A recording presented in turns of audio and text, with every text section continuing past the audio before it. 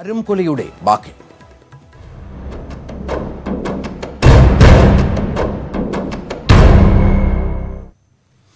കാസർഗോഡ് പെരിയ ഇരട്ടക്കൊലപാതകത്തിന്റെ അന്വേഷണം ക്രൈംബ്രാഞ്ചിന് വിടാൻ ആലോചന. സിബിഐ അന്വേഷണം വേണമെന്ന ആവശ്യം ശക്തമാകുന്നതിനിടെയാണ് സർക്കാർ നീക്കം. ഇന്നലെ അറസ്റ്റിലായ രണ്ടാം പ്രതി സജി ജോർജിനെ ഇന്ന് കോടതിയിൽ ഹാജരാക്കും. കൂടുതൽ പേരുടെ അറസ്റ്റ് ഉണ്ടാകുമെന്നാണ് സൂചന.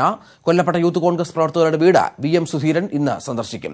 മനു ഭരത് ചേരുന്നു. മനു, ഈ കേസുമായി ബന്ധപ്പെട്ട അന്വേഷണം അതിപ്പോൾ ഏത് നിലയ്ക്കാണ്? പുതിയ വെളിപ്പെടുത്തലുകൾ, മൊഴിയെടുക്കലുകളിൽ പുതിയ സംഭവങ്ങളൊക്കെ പുറത്തു വരുന്നുണ്ടല്ലോ. ഈ ഇന്നലെ അറസ്റ്റിലായ അവിടുത്തെ ലോക്കൽ കമ്മിറ്റി അംഗത്തിന്റെ മൊഴി പൂർണ്ണമായും വിശ്വസിക്കുകയും ആ രീതിയിൽ തന്നെ അന്വേഷണം നടത്തുകയുമാണോ പോലീസ് ഇപ്പോൾ?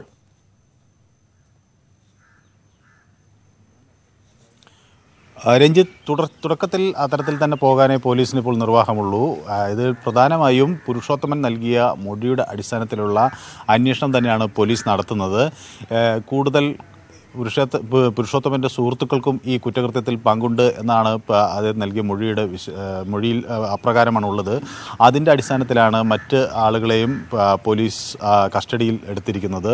ഇവരുടെ അറസ്റ്റ് ഇന്ന് വൈകുന്നേരത്തോടു കൂടി രേഖപ്പെടുത്തും എന്നാണ് പൊതുവെയുള്ള ഒരു അത്തരത്തിലാണ് പദ്ധതി. കാരണം നാളെ മുഖ്യമന്ത്രി കാസർഗോഡ് എത്തുമ്പോൾ അതിനു മുൻപ് ഈ സാഹചര്യങ്ങൾ പരമാവധി തണുപ്പിക്കാനും കൂടുതൽ പേരുടെ അറസ്റ്റ് നടപ്പിലാക്കാനുമാണ് പോലീസ് ഇപ്പോൾ ലക്ഷ്യം വയ്ക്കുന്നത്. മാത്രവുമല്ല, കാസർഗോഡിലെ പോലീസ് മേധാവി കാസർഗോഡ് ജില്ലകളുടെ ചുമതലയുള്ള ക്രൈംബ്രാഞ്ച് SP ആയി മാറിയിരിക്കുന്നു. പുതിയ ജില്ലാ പോലീസ് മേധാവിയാണ് ഇപ്പോൾ കാസർഗോഡ് ഉള്ളത്. അപ്പോൾ അതുകൊണ്ട് തന്നെ ഈ കേസിൻ്റെ അന്വേഷണം ക്രൈംബ്രാഞ്ചിൻ്റെ മേൽനോട്ടത്തിലേക്ക് മാറ്റാനുള്ളൊരു നടപടിക്രമമാണ് പുരോഗമിച്ചുകൊണ്ടിരിക്കുന്നത്.